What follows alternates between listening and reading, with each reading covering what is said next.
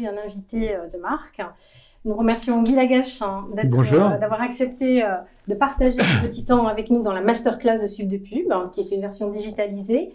Comme pour Brune Bonomano, vous pourrez avoir vos questions qui seront transmises par Marie qui viendra tout à l'heure. On sait que ce n'est pas toujours évident de récupérer la totalité des questions, mais en tout cas, nous faisons au mieux pour pouvoir être le plus juste possible dans les informations que vous avez choisi d'échanger avec notre invité. Donc, on présente plus Guy Lagache, mais si quand même. On va rappeler votre brillant parcours, puisque vous êtes journaliste. Vous êtes une personnalité plutôt discrète. On a du mal à le croire aussi que vous avez un passé d'études de mauvais élèves, Vous allez voir que ce n'est pas tout à fait vrai, je pense. Une maîtrise d'histoire en poche. Vous décidez en fait de suivre un master en journalisme au sein de la prestigieuse Université de Columbia à New York. En plus de l'obtention du diplôme, vous décrochez le titre du meilleur étudiant étranger. Vous débutez votre carrière professionnelle au sein de l'agence CAPA en tant que reporter pour les émissions 24 heures et Carnet de route. Vous êtes également passé par la rédaction nationale de France 3. Vous collaborez également avec Christine Ockrent, une grande journaliste que pour nos étudiants aujourd'hui, qui était peut-être sur un scope plus ancien, mais qui était une personnalité très marquante. On va voir aussi un certain nombre d'émissions que l'on va voir à s'afficher à l'écran. Évidemment, il y a Capital sur M6, qui est plutôt sur un prisme économique, puisque parallèlement, on avait également Capital Terre, qui était plutôt sur un prisme écologique.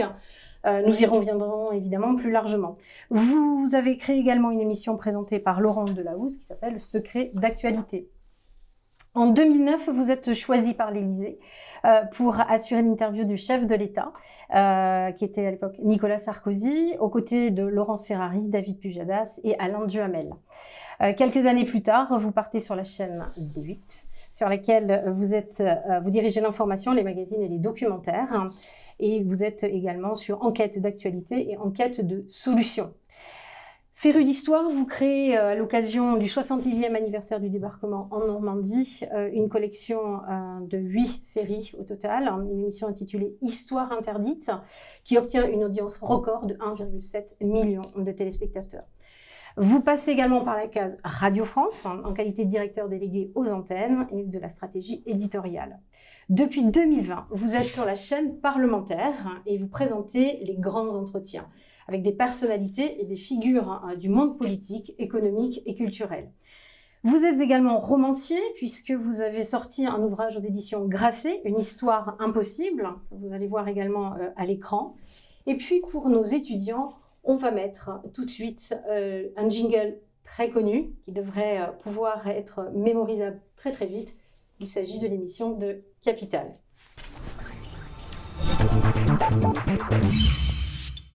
Alors, c'est une étape marquante, je pense, Guy Lagache, dans votre carrière.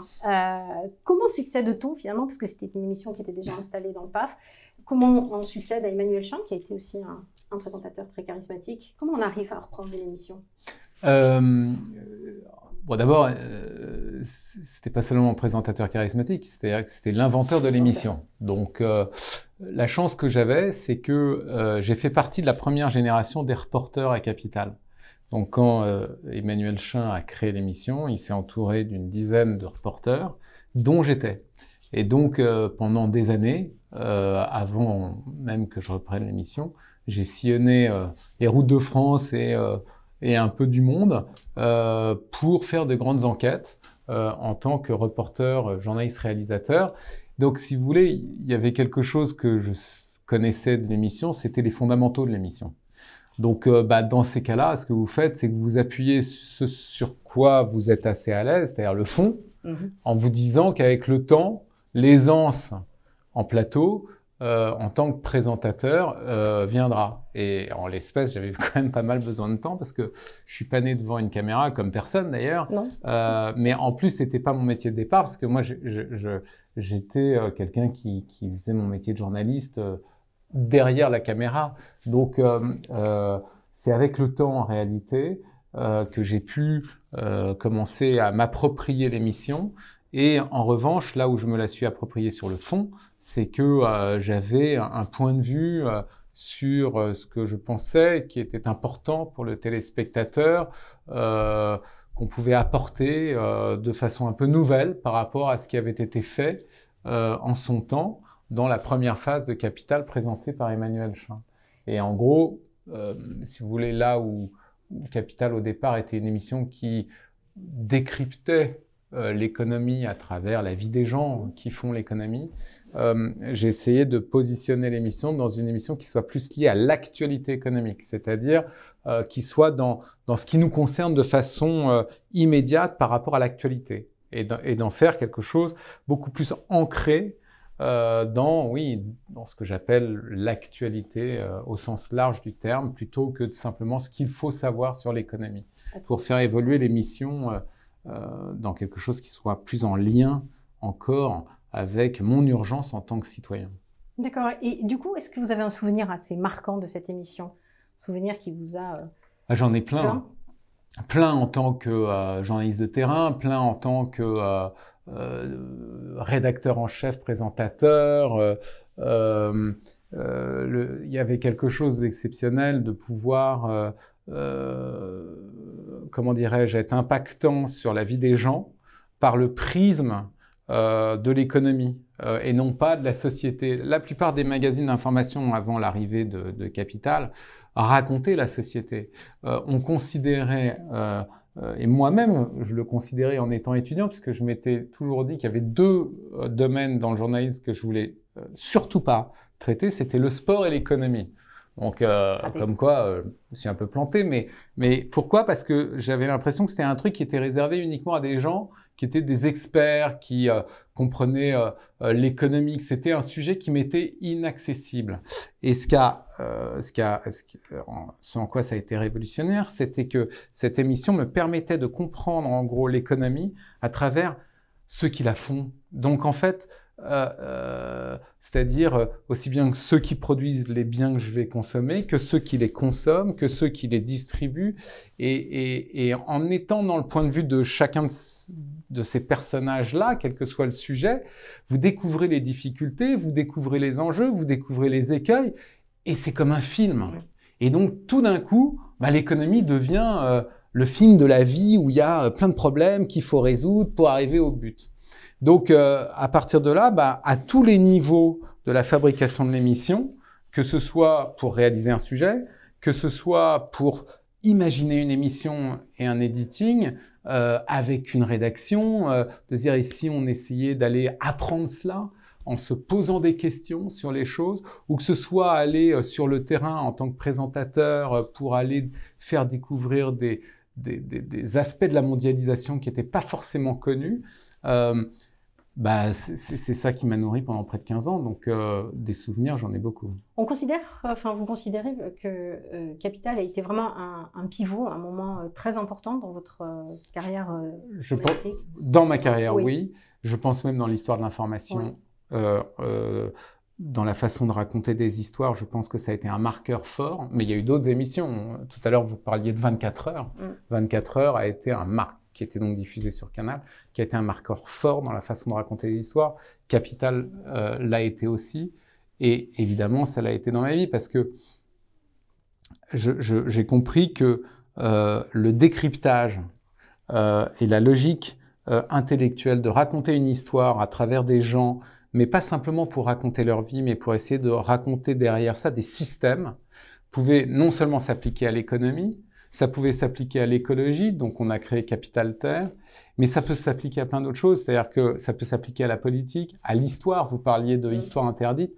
Histoire interdite, c'était raconter des événements historiques comme si ça se passait aujourd'hui, en racontant la vie de ceux qui ont fait basculer l'histoire.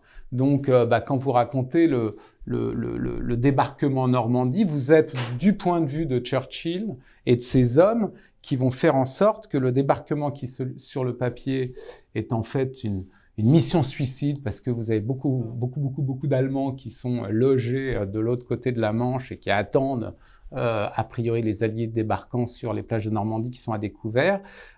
Comment Churchill va faire en sorte que ce qui paraît impossible devienne une réussite. Tout ça sont des domaines, comment dirais-je, de journalistique différents, mais pour moi, le point commun de tout ça, c'est ce que j'ai appris à Capital, c'est-à-dire de décrypter les choses à travers des hommes et des femmes qui font basculer l'histoire, la petite comme la grande. J'ai lu aussi dans mes recherches concernant votre parcours que vous aviez appris aussi beaucoup aux États-Unis de cette façon de raconter le storytelling. On a aussi des émissions avec des empreintes, des marqueurs aussi, des voix, des temps. Et ça doit aider aussi à installer peut-être un format.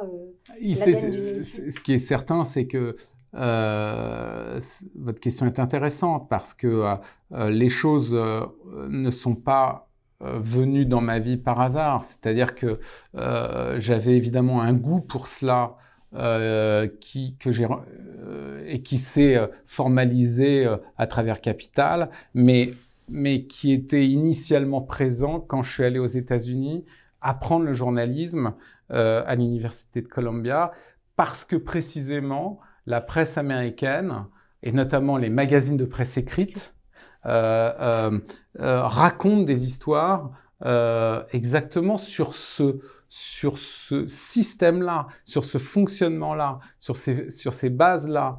Et c'est ça qui m'a complètement, moi, intéressé quand j'étais aux États-Unis. C'est ça que je faisais de l'enquête. Mais de l'enquête tout en suivant des personnages qui me permettaient de donner de la couleur à des sujets qui pouvaient être arides a priori et qui me permettaient à la fois d'être sur le fond de l'information, raconter des choses nouvelles et en même temps d'avoir quelque chose de presque romanesque quand bien même on était très rigoureux sur les faits. Et c'est ça le storytelling. C'est, à un moment donné, ça commence par « il était une fois quelqu'un qui a un problème et comment on va le résoudre ».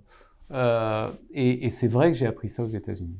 Alors, vous avez annoncé aussi une information, vous dites donner de la couleur. Alors, vous faites aujourd'hui sur la chaîne parlementaire, donc sur LCP, des grands entretiens. On va regarder, on va diffuser un petit générique de cette émission qui est aujourd'hui sur la chaîne parlementaire.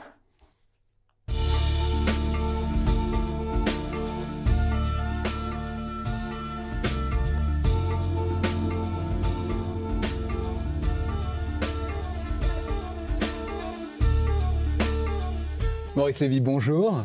Bonjour. Vous êtes l'un des plus grands patrons français. Vous avez fait de l'agence de pub Publicis le troisième groupe de communication au monde. Et on va voir avec vous comment votre parcours, c'est quasiment noir et blanc. On est dans un style, quand je les suis comme ça, c'est un peu faites entrer l'accusé. Voilà, mais en même temps, ce sont des entretiens et des rencontres presque intimes. Enfin, vous avez choisi un format totalement différent dans lequel vous étiez jusqu'à présent. Bah oui, alors en apparence, vous avez raison, on se dit bah ça n'a rien à voir avec ce que je faisais auparavant, oui. Puisque on le voyait, c'est quasiment noir et blanc. La réalité, c'est que c'est tout à fait cousin. Pourquoi ? Parce que ce qui m'intéresse, c'est de raconter des gens qui ont cassé les codes dans leur domaine, qui ont pu marquer la société, qui ont fait bouger les lignes. Mais pas de raconter seulement en quelles lignes ils ont fait bouger, mais comment ils se sont construits pour en arriver à incarner précisément ça. Et donc, c'est des entretiens parcours. Et des entretiens parcours en m'immergeant dans leur vie à travers 4-5 points qui, me semble-t-il, ont été déterminants pour construire ce qu'ils sont aujourd'hui ou ce qu'ils incarnent aujourd'hui. Et de toujours suivre pareil, c'est-à-dire à travers leur parcours, décrypter des systèmes. Donc que ce soit Maurice Lévy, patron de Publicis, qui a fait d'une agence de pub l'un des plus grands groupes de communication au monde, ou que ce soit Agnès B, oui. Qui n'avait aucune vocation pour le vêtement et qui a créé une marque mondiale, ou encore Bruno Latour, qui est un philosophe et qui aujourd'hui incarne l'un des penseurs les plus importants aujourd'hui au monde sur la question de l'écologie, et comment en fait cet individu-là, qui n'était pas forcément accepté dans les plus grandes institutions académiques en France, est devenu ce penseur qui inspire aujourd'hui la planète. Donc, avec toujours un angle et un fil à tirer. Et c'est là où, en fait, il y a des points en commun. Ce qui m'intéresse, c'est à chaque fois prendre un sujet, quel que soit le domaine, et tirer le fil. Après, ce qui, moi, me nourrit, c'est comment je vais raconter une histoire différente. Comment je vais faire d'une interview quelque chose qui soit haletant à regarder pour moi en tant que téléspectateur. C'est comment je vais pas m'ennuyer. Ma crainte, c'est quand je lis un livre ou quand c'est de ne pas me nourrir et de ne pas m'ennuyer. Donc c'était ça qui m'intéressait. Donc il y a une recherche aussi dans les personnalités, j'imagine, qui doit... Enfin, ces recherches, elles sont là aussi pour exposer des personnes et montrer des parcours. Oui, des personnalités qui me semblent importantes à mes yeux. Et à partager. Et donc à partager pour le transmettre aux téléspectateurs. Alors du coup, voilà, vous me dites, il faut incarner un programme. Aujourd'hui, c'est difficile. On voit qu'il y a beaucoup de concurrence. On voit bien des programmes qui apparaissent, disparaissent. Comment on arrive à incarner un programme en se disant, vous qui créez des émissions, enfin qui avez des idées, des concepts en permanence, comment vous arrivez à vous dire, voilà, maintenant, je vais incarner un nouveau style? D'abord, je pense que moi, en tout cas, je me pose pas la question comme ça. Je fais ce qui me ressemble et ce qui m'inspire. J'arrive pas à le théoriser. Je pense que ceux qui incarnent le mieux les programmes sont ceux qui sont eux-mêmes et qui, d'une part, et la deuxième chose, qui s'intéressent non seulement au sujet, évidemment d'abord au sujet qu'ils traitent, donc en étant eux-mêmes et en s'intéressant au sujet qu'ils traitent, ils vont avoir un point de vue particulier. J'ai tendance à dire que si vous mettez 1000 personnes traitant du même sujet, vous allez avoir 1000 sujets différents. Donc pourquoi? Parce qu'il y a une singularité en chacun d'entre nous. Donc être le plus près de soi, c'est peut-être comme ça qu'on incarne le mieux. Et puis la deuxième chose, c'est de s'intéresser à celui qui le regarde. C'est-à-dire de ne pas faire un sujet, qu'il soit écrit ou qu'il soit audiovisuel, pour soi, mais pour le transmettre à celui qui ne sait pas. Donc en tout cas, moi, c'est comme ça que je vois les choses. Après, je crois qu'il n'y a pas de règle. Vous disiez tout à l'heure Capital. Je veux dire, je sais que c'est quelque chose qui prend du temps, ou en tout cas pour moi qui a pris du temps. Et puis ensuite, c'est d'aller de l'avant, de prendre des risques et d'être soi-même. Et trouver le bon format, parce qu'on voit des formats différents. Enfin, Capital, c'est pas le même format que ce que vous faites sur la chaîne parlementaire.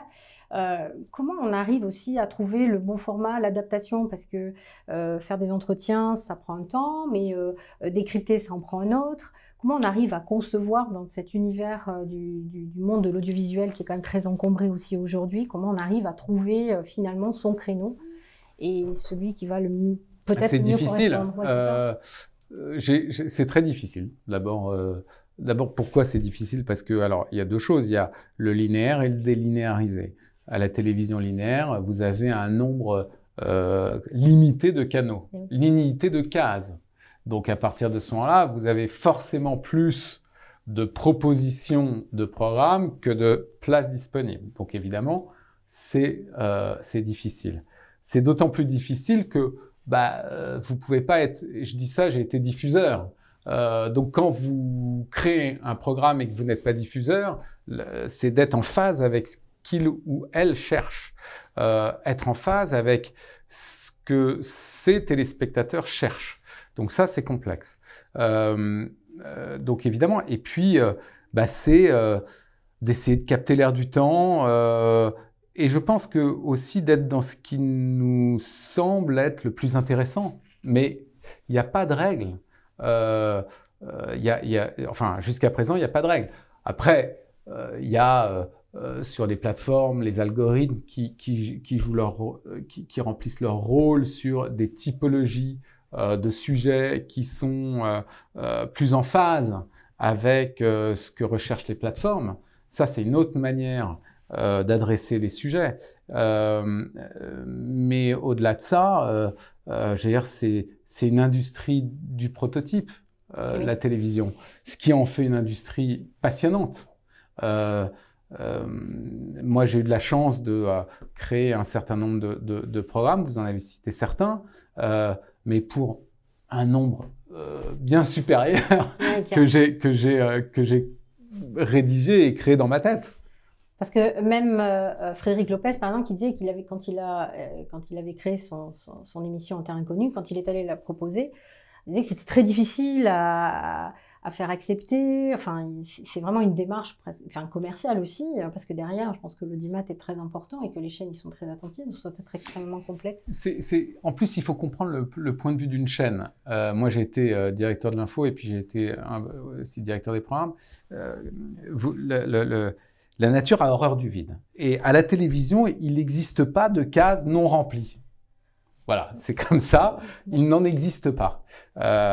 Donc, le problème, c'est que si moi, diffuseur, j'ai mes émissions avec mes cases, alors il y en a qui marchent plus ou moins bien, mais enfin, globalement, j'ai fait des choix, ou j'ai hérité de choix faits par d'autres. Toute la question que je dois me poser, et c'est ça qui rend la chose complexe, c'est que si je mets un nouveau programme, je vais donc retirer un programme qui existe déjà. Donc, au-delà de l'intérêt intellectuel que j'ai pour ce programme, c'est la question que je dois me poser, et surtout quand vous êtes dans une télévision commerciale, mais ça concerne aussi les télévisions publiques, hein, c'est la problématique de l'audience. Est-ce que je suis sûr que ça va faire autant d'audience? Et ça, je comprends un directeur de programme ou un directeur de l'info quand il se dit, bah ouais, mais c'est complexe, je peux pas prendre un choix, faire un choix de façon aussi rapide et de façon, je dois mesurer les conséquences de ce que ça peut avoir. Donc je comprends aussi la difficulté et la lenteur que prennent parfois certaines décisions. Après, il y a ça d'un côté, et puis il y a la capacité ou non à prendre des risques dans le fait d'être audacieux.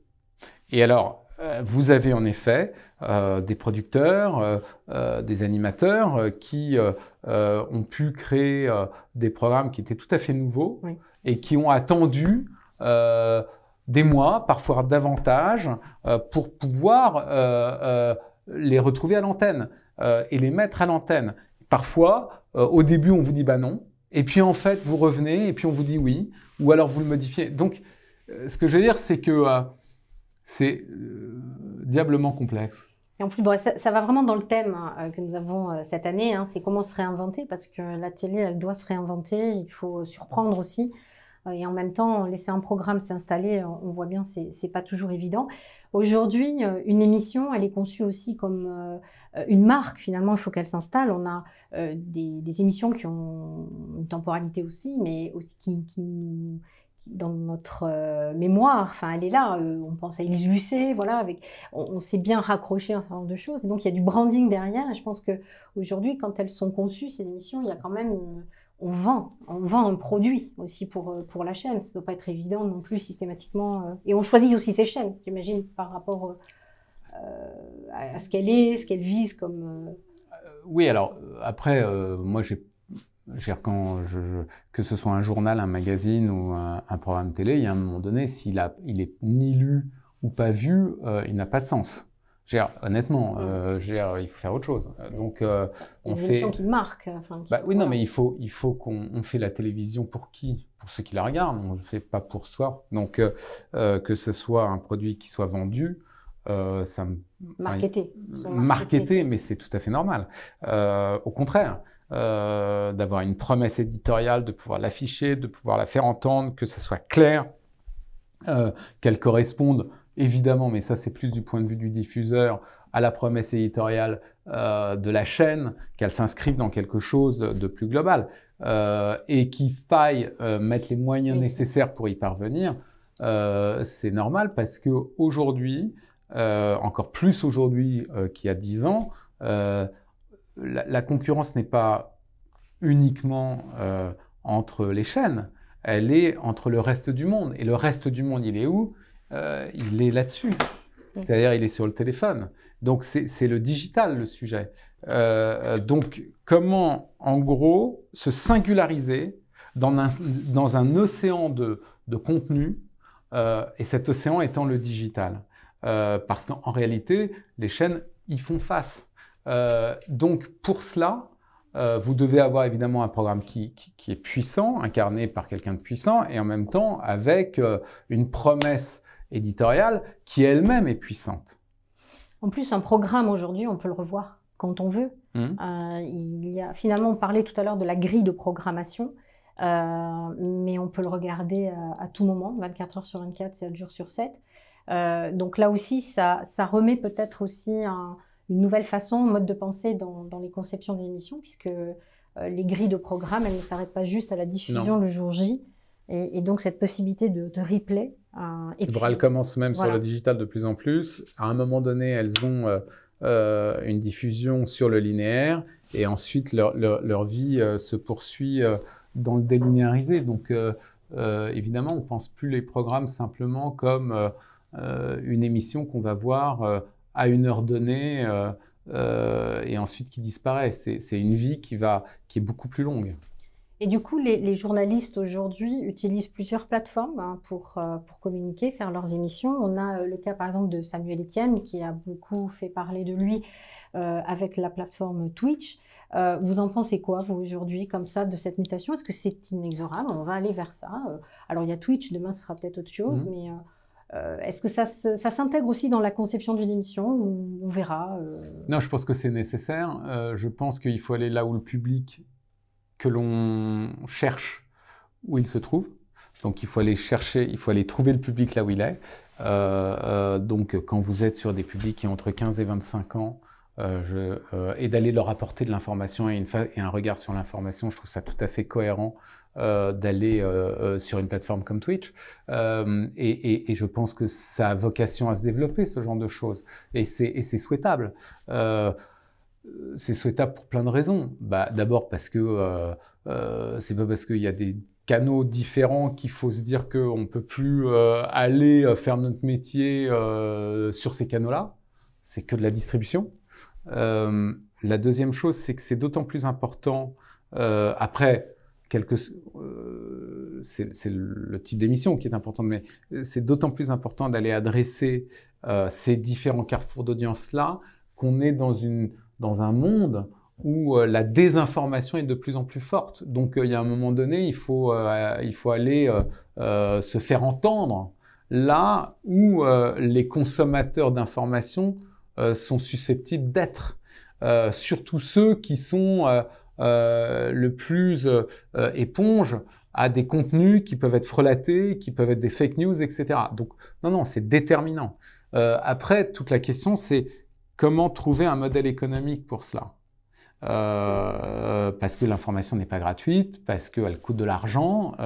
Et donc, tout le sujet, c'est d'aller sur ces carrefours-là pour adresser ces publics-là avec une façon de raconter des histoires qui leur correspond. On ne raconte pas une histoire identique de la même manière sur France 3 que sur TikTok. Pour autant, on peut à la fois sur France 3 et sur TikTok traiter du même sujet. Donc voilà. Et ensuite, il y a encore une fois comment ces écosystèmes peuvent permettre des modèles économiques stables. Ça voudrait dire qu'on pourrait voir se développer à terme sur ces plateformes des émissions qui sont propres à ces plateformes-là. Oui, qui n'auraient pas dû, qui existent aujourd'hui, mais déjà, qui va être un peu plus, on va dire, vulgarisé en étant sur ces canaux-là. Vous avez dit la culture ne doit pas être réservée aux érudits. Lors d'une interview sur Europe 1, vous avez même parlé de pop culture.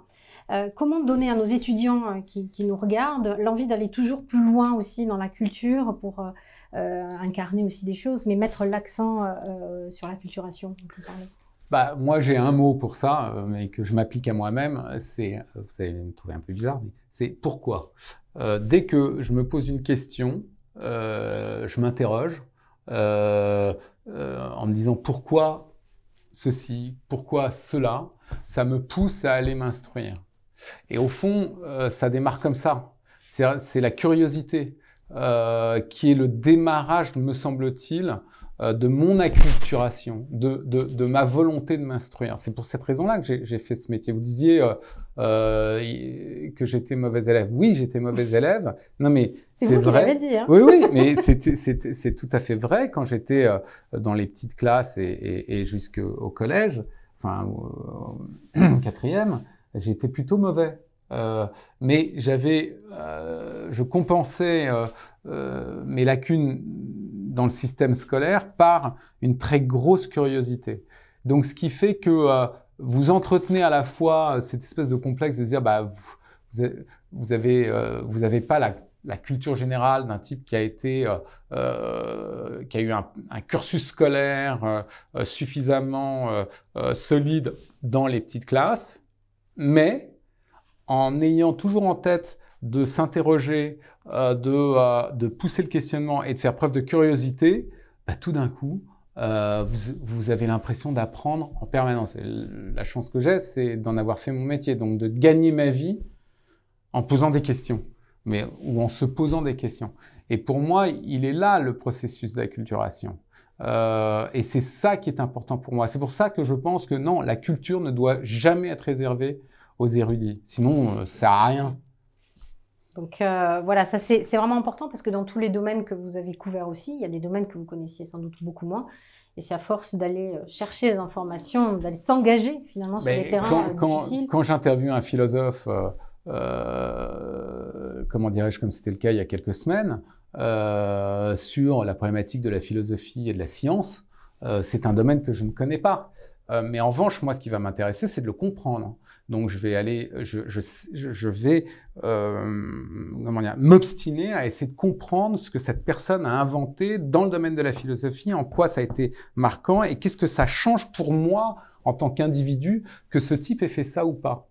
Et c'est là où je me dis, ah ouais, ah putain, ah oui, d'accord, ça change mes perspectives. Donc, en fait, je comprends maintenant toute sa pensée sur l'écologie et sa vision du monde. Et là, ça me concerne au premier chef. Pourquoi? Parce qu'on est dans une urgence écologique. Donc, vous voyez, c'est concret. Ça s'est passé il y a moins d'un mois. Et ça va continuer à se passer. Je vais continuer à apprendre des choses. Je vais continuer à me cultiver. Et ce, jusqu'à la fin. Et on se nourrit. Bah oui. On se nourrit. Des nouveaux projets pour demain? On est déjà dans l'anticipation, j'imagine. Hein. Souvent, on est... Oui, ouais, et puis alors, en plus, dans notre métier, on a plutôt intérêt on a cette expression, à jouer plusieurs ballons en même temps, précisément pour toutes les raisons qu'on évoquait. Donc oui, il y a beaucoup de projets. Et puis, il y a des choses qui me tiennent à cœur, que ce soit dans le domaine du documentaire, de l'interview, bien sûr. Alors, le reportage, qui était aussi un peu votre marque de fabrique de départ, est-ce que c'est quelque chose qui vous manque? Bon, aujourd'hui, la pandémie, c'est pas toujours évident, mais est-ce que c'est quelque chose qui continue à vous tarauder en vous disant, oui. Ouais, quand même, j'aimerais bien venir sur le terrain, bien sûr. contact des gens. Oui. Ah non, mais pour moi, d'aller à la rencontre des autres, au bout de la rue comme au bout du monde, c'est ma passion absolue, donc bien sûr. Et de futures émissions qui continueront à vous mettre? Ouais. Et qu'est-ce que vous avez une anecdote dans une émission comme ça sur le terrain? Parce que vous avez quand même parcouru le monde, hein, vous êtes allé dans des contrées parfois assez lointaines, où vous avez découvert des personnes, vous avez découvert aussi peut-être des modes de fonctionnement. Sur l'écologie, je vous ai beaucoup vu sur l'écologie, que vous avez appris. Est-ce que du coup, on change aussi son mode de vue, de son comportement, son point de vue? Disons que moi, je ne suis pas du tout un militant écolo. Je suis quelqu'un qui m'intéressait absolument pas à l'écologie, en fait. Et simplement, à Capital, j'étais très souvent à l'extérieur. Tous les mois et demi, j'allais à l'extérieur avec... on était toute une équipe. Et j'allais faire ce qu'on appelle des plateaux reportages. C'est-à-dire qu'à la fois, je présentais l'émission et en même temps, je faisais des reportages sur différents aspects d'une thématique, mais toujours à l'étranger. Et en fait, pendant 2-3 ans, avant de faire Capital Terre, j'ai traversé vraiment beaucoup d'endroits. Et à chaque fois, dans un prisme qui était comment se fait là-bas ce que je consomme ici. Comment se fait là-bas ce que je consomme ici. Donc, ça va de choses très concrètes, de l'équipement de la maison, comme cette table, à vos frigos, vos ordinateurs, etc. Et à chaque fois, si vous voulez, que ça soit en Chine, que ça soit en Inde, que ça soit en Amérique latine ou ailleurs, j'ai commencé à voir que la production et la consommation de biens qui nous sert à nous tous avait un impact écologique fort. Soit parce que ça polluait les rivières quand on parle de la production de coton, par exemple vos jeans, vos t-shirts, enfin bref, ce qu'on consomme ici a des effets terribles sur la rareté, la raréfication de l'eau, la pollution des sources, etc. Quand vous allez en Inde et que vous découvrez que la ville progressivement est en train de prendre le pas sur la campagne et vous voyez presque physiquement en fait la suburbanisation qui est en train d'envahir les campagnes, eh ben, au fil de vos voyages et de vos reportages, vous commencez à vous interroger sur quelque chose qui ne vous intéressait pas parce que vous avez toujours eu cette impression fausse que l'écologie était quelque chose d'ennuyeux, de gris, un peu idéologique. Et en fait, vous dites non, mais là, il y a un problème. Il y a un moment donné, les arbres ne peuvent pas monter jusqu'au ciel, on ne peut pas épuiser les ressources autant. Et là, vous commencez à prendre conscience du système économique dans lequel on est, c'est-à-dire en gros une croissance infinie dans un monde fini, c'est-à-dire on va puiser le pétrole, on va puiser nos ressources, on va puiser pour faire quoi? Pour fabriquer nos téléphones, etc. Et donc, toute la question s'est imposée à moi en disant « Ok, j'aimerais bien comprendre, non pas comment se fabrique l'économie, mais quel impact les choses que nous fabriquons et que nous consommons ont sur la Terre. » Et là, ça m'a donné en gros un champ de perspective qui était dingue, parce que vous parlez d'économie, parce que c'est de l'économie, l'écologie, mais vous parlez du travail des enfants, des inégalités sociales, vous parlez de politique, etc. Et c'est ça qui m'a énormément nourri. On sent toujours dans votre discours que vous êtes très attaché à la pédagogie, à la transmission, donc tout ce que vous avez acquis comme expérience aussi, vous êtes plutôt, vous n'êtes pas avare, vous avez toujours envie de partager. Vous dites donc que ce qui vous intéresse, c'est de découvrir le monde qui vous entoure, d'apprendre pour mieux transmettre. Moi, j'ai envie de dire, à quand Guy Lagache en cours à Sub de Pub? Faites-moi une proposition. Parce que je pense que voilà, il y a plein de choses. Enfin, on sent bien dans votre discours que chaque chose est importante. Tout ce que vous observez, vous avez envie de le décrypter et surtout de l'analyser. Mais faire le filtre aussi pour que tout le monde puisse apprendre de vos expériences. Et je trouve que c'était assez enrichissant et ça se voit beaucoup. Et cette transmission, vous la tenez d'où finalement? Cette envie finalement, parce que bon, voilà, vous voyagez, vous faites plein de choses, vous apprenez. À quel moment Je pense qu'il y a, vous savez, c'est un mélange de plein de choses. Votre éducation, votre famille, puis ce que vous êtes vous, c'est la passion des choses. Je fais partie de ces gens qui ont eu la chance de pouvoir découvrir une passion qu'ils ont en eux et de pouvoir en vivre. Donc à partir de ce moment-là, et puis encore une fois, quand vous n'avez pas été scolaire, vous avez peut-être une urgence plus forte si vous êtes curieux et si vous avez le sentiment que de toutes les façons, à part raconter des histoires, vous n'êtes pas très bon à autre chose. Il y a cette urgence à comprendre pour pouvoir le raconter, pour pouvoir le transmettre. Moi, j'adore raconter des histoires. C'est quand même, le récit, c'est ce qui fabrique, c'est ce qui fabrique le monde, c'est ce qui crée le lien, c'est ce qui fait du commun.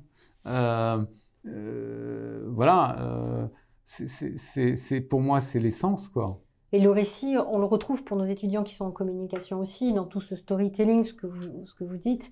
Hein, c'est quand même très important aujourd'hui d'être capable d'analyser, d'observer et de pouvoir retransmettre comme vous le faites dans toutes vos émissions. Donc de toute façon, on a Marie qui va nous rejoindre sur le plateau, qui va poser, voilà, qui se fait la voix, l'écho de nos étudiants qui nous regardent, même si on sait que ce n'est pas toujours facile. Et Marie, elle a un gros travail aujourd'hui. Donc Marie va capter toutes les différentes voilà, toutes les questions. Bonjour. Et je pense qu'il va y en avoir beaucoup. Voilà. Bonjour et rebonjour aux étudiants. Alors, on a effectivement pas mal de questions, mais on a de la chance parce qu'elles sont assez homogènes. Donc, de nombreuses questions qui ont été posées. La première vient de Roxane, complétée par Alexandre. La télévision est-elle vouée à devenir 100% digitale ? Est-ce que c'est la mort de la télévision ou est-ce que c'est une stratégie de reconquête de la jeunesse ? C'est une très bonne question. Je ne pense pas que la télévision soit terminée. Je ne crois pas du tout.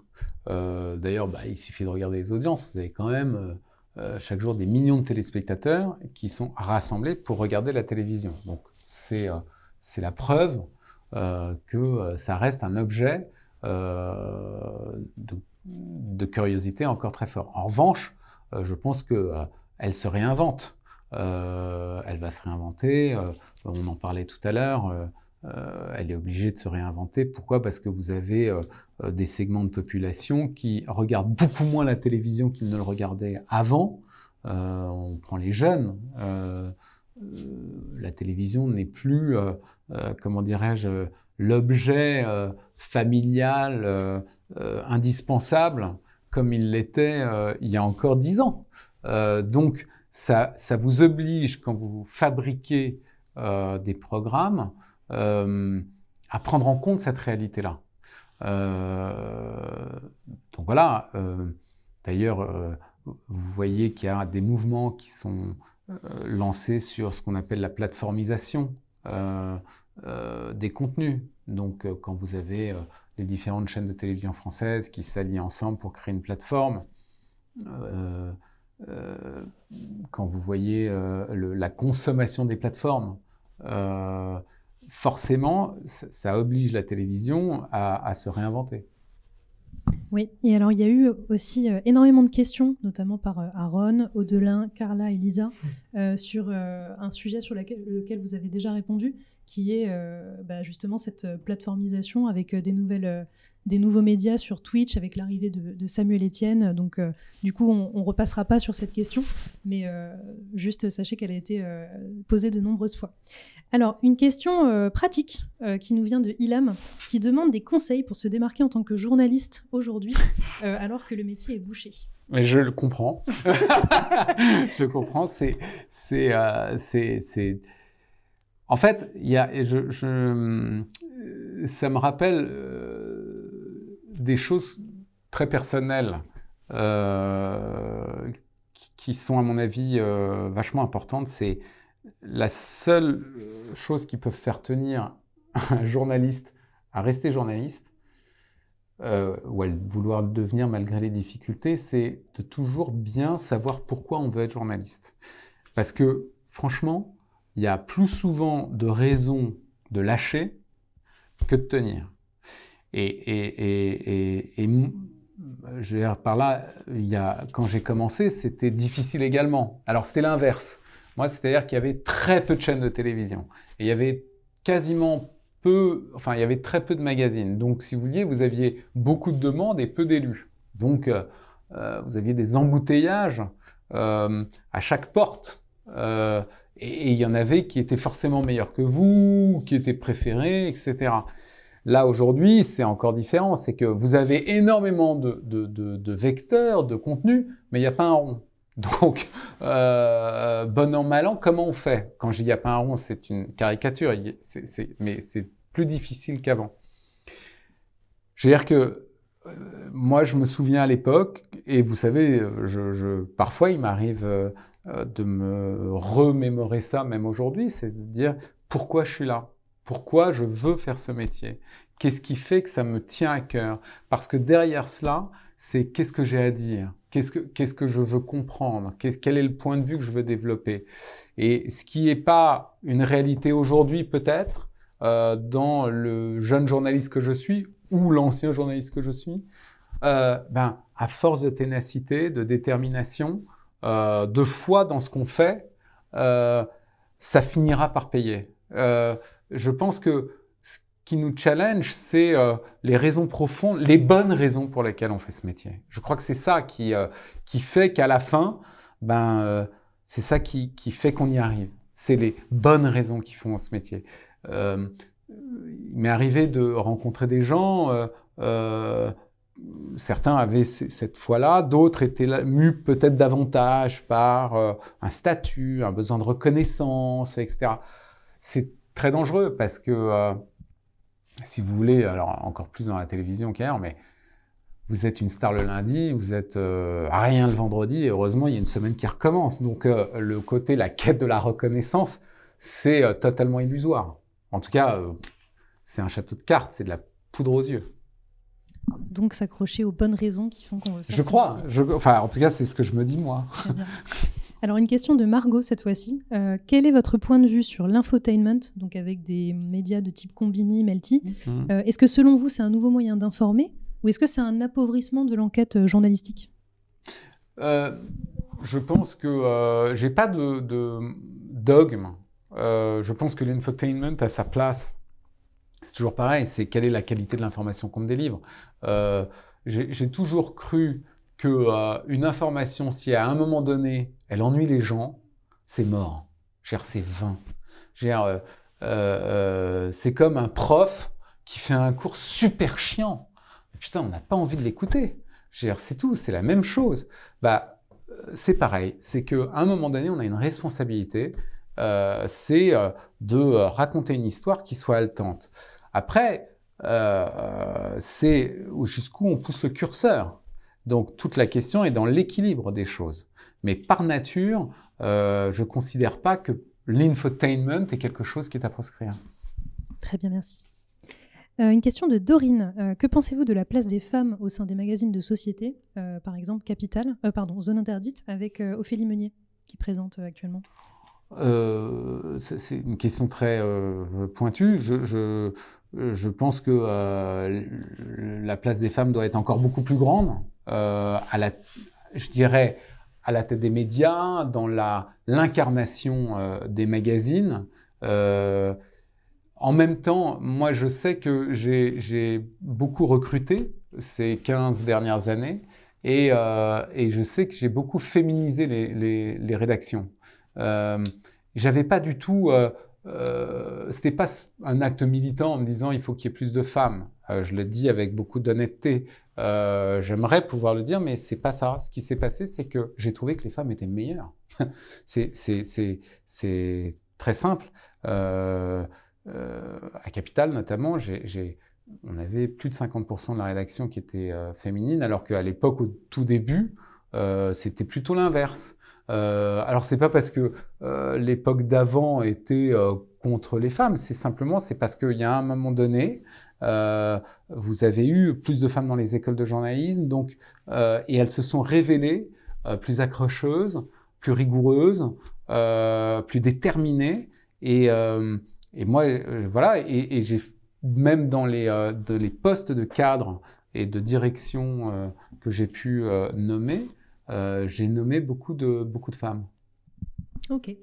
Et alors, une question de Laura et Margot, qui complétaient mutuellement leurs questions. Que pensez-vous de la défiance actuelle des jeunes générations envers les médias, puisque les réseaux sociaux les informent et ça peut entretenir parfois les fake news? C'est un vrai problème. Pour moi, c'est un poison majeur. Et je pense que...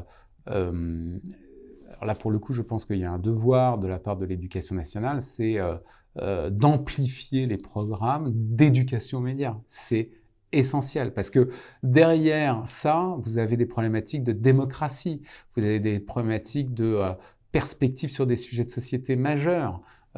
C'est à mon avis un combat absolument majeur, vraiment. C'est un poison.